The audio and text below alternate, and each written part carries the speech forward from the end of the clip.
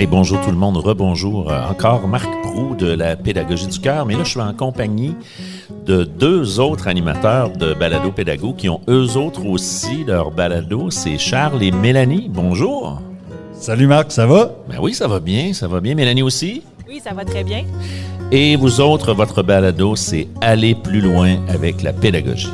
Exactement, puis on est content de pouvoir co-animer ça avec toi, Marc, ton 12e balado de la journée, je crois.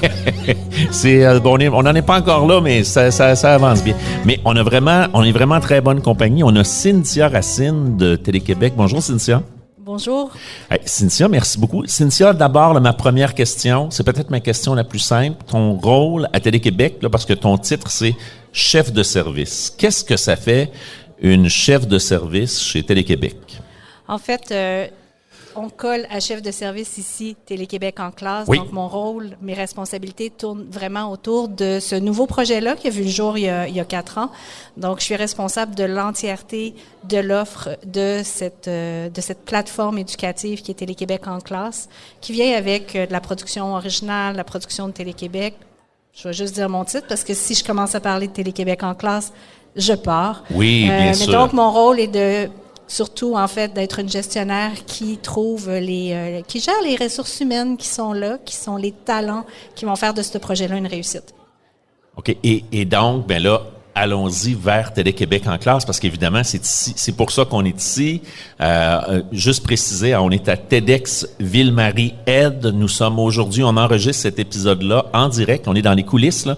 Pendant qu'on parle, il y a des conférenciers qui sont sur scène. D'ailleurs, on t'a extirpé de la salle là, pour venir nous rejoindre pour cet enregistrement-là. Mais c'est une grosse journée. On est à Montréal, Théâtre Maisonneuve. Il y a plein de monde. C'est fantastique.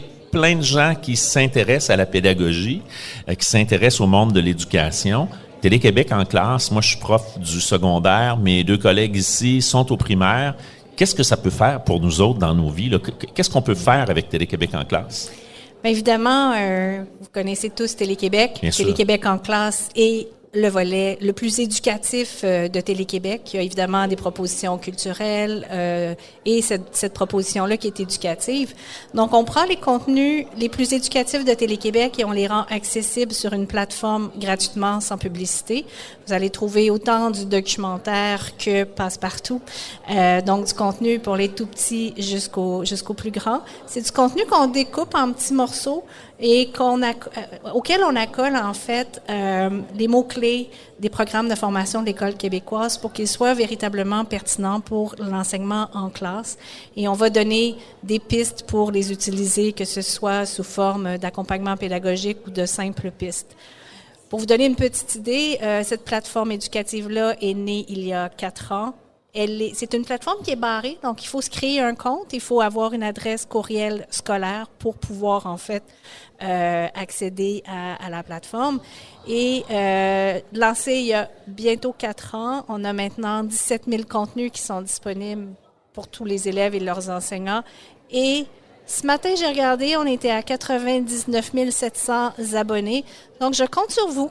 Donc moi, je peux pas m'abonner à nouveau là, parce que je suis déjà là. J'ai utilisé à quelques occasions là, le contenu là, qui est disponible parce que c'est vraiment fantastique. Entre autres, j'ai utilisé un documentaire c'était sur le cerveau dont on dit trop souvent avec lequel on est capable de faire deux choses. Le mythe du cerveau multitâche. C'était sur votre plateforme. J'ai utilisé ça avec mes élèves pour illustrer le documentaire avec des élèves de 5e secondaire.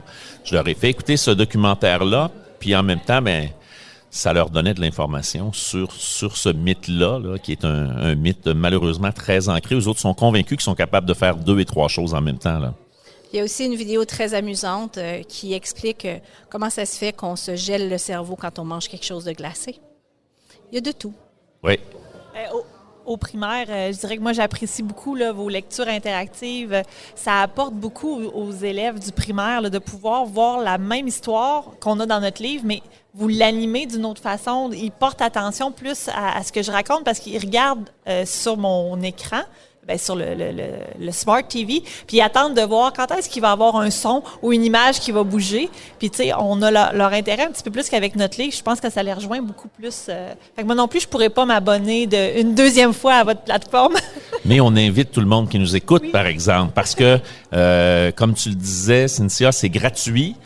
Tout ce qu'il faut, si vous êtes enseignant, si vous êtes enseignante puis que vous écoutez cet épisode-là, vous avez tous une adresse courriel liée à votre institution, que ce soit une école privée, une école publique, ça prend seulement ça. On va là, ça prend quelques minutes, on a notre abonnement, on a notre mot de passe, puis après ça, on a accès à toute la plateforme, là. Il y a des avantages aussi à procéder par inscription parce qu'on peut ajouter des fonctionnalités comme par exemple se créer des favoris, pouvoir, ce que les enseignants nous ont souvent dit, c'est très long avant de trouver un contenu qui répond à nos besoins. Une fois qu'on l'a trouvé, on veut vraiment le retrouver par la suite. Donc en fait, s'abonner, c'est aussi accéder à des fonctionnalités. Je rebondis en fait sur le projet dont vous parliez, qui est les trousses de littérature, qui est un des produits forts de Télé-Québec en classe. On a choisi de transformer des albums jeunesse québécois en outils pour le TNI. Ça vient évidemment avec des activités clés en main pour les enseignants et on en a pour l'instant. Vous avez sûrement vu ceux qui débutent donc en première année, qui se terminent en sixième année. On vient tout juste de lancer aussi de nouveaux albums pour le préscolaire et dans très peu de temps, on va aussi sortir des albums pour le secondaire. Oui, parce que les albums, on les travaille maintenant au secondaire, là. Moi, j'ai des collègues jusqu'à 3e secondaire qui travaillent avec les albums et c'est vraiment chouette. Les élèves aiment beaucoup ça, travailler avec les albums. Tu sais, on a tendance à croire que les albums, on fait ça seulement pour les tout petits, là. Mais non, il y a des albums qui vont passer un message, qui vont véhiculer les histoires puis qui vont faire réagir beaucoup nos jeunes, là, même au secondaire, là, absolument. J'ai eu la chance de discuter avec la personne qui crée beaucoup là, dans votre équipe de Télé-Québec, là, les albums, les trousses. Là, donc, c'est ça, elle me parlait du projet du secondaire, puis comment que ça allait être animé, que à un certain moment de l'album, ça allait s'arrêter pour apprendre aux élèves à prendre des notes lorsque il y a un album ou quelque chose qui leur est présenté. Je trouvais ça vraiment intéressant et la dame était très passionné, donc je trouve que cette passion-là se transmet aux jeunes. On est capable de le transmettre dans nos classes, donc merci beaucoup. Je trouve que c'est vraiment quelque chose de très important puis qui nous aide, là, parce que, comme vous expliquiez, c'est que vous faites un premier travail d'élagation pour nous. Vous prenez une capsule vidéo, vous prenez juste le moment important qu'on ne veut pas utiliser en classe. Donc là, à ce moment-là, on vient de sauver beaucoup de temps. Donc ça, on l'apprécie en tant qu'enseignant, là. Bien, vous comprenez que comme société d'État, on n'a absolument aucun objectif de monétisation. Oui. Notre seul et unique intérêt est d'être utile et pertinent. Donc, vous avez sans doute parlé avec Julie Provencher tout à l'heure, notre responsable de l'intervention pédagogique, qui est en effet la passion incarnée. Elle apporte énormément à nos projets, ça c'est clair. Et en fait, oui, effectivement, on est à l'écoute. Hein. Si on a développé les albums, les trousses du secondaire, c'est parce que les enseignants venaient nous voir en événement pour nous dire, nous aussi, au secondaire, on a ce besoin-là, qu'on a trouvé des sous grâce au ministère de l'Éducation pour financer cette nouvelle mouture des trousses de littérature. Est-ce que j'ai eu la chance d'essayer peut-être quelque chose qui s'en vient dans le futur avec Télé-Québec en classe, la fabrique culturelle. Donc, j'ai visité l'île d'Anticosti. Est-ce que c'est un projet futur de développer ce genre de contenu avec la lunette virtuelle? Là, j'ai été déstabilisé au début complètement, mais quelle expérience! En fait, on est ici, je suis ici à TEDx en tant que représentante de Télé-Québec. Donc, évidemment, j'occupe un poste pour en classe, mais c'est vraiment Télé-Québec qui est présente aujourd'hui à l'événement. Donc, cette expérience-là que vous avez vécue, c'est une autre des propriétés de Télé-Québec qui s'appelle la Fabrique culturelle, qui est un projet qui met en valeur la culture partout sur le territoire. Au-delà de leur offre en vidéo qui est disponible sur notre plateforme vidéo téléquebec.tv, ils ont aussi, comme nous, ils vont dans des événements et ils font vivre des expériences en réalité virtuelle. Ils en ont plus d'une. Celle-ci est effectivement absolument exceptionnelle. Se retrouver avec un photographe animalier sur l'île d'Anticosti, avec des plans en drone, visiter cette merveille, c'est bien une merveille de l'UNESCO. Oui, absolument. Ça a été Voilà.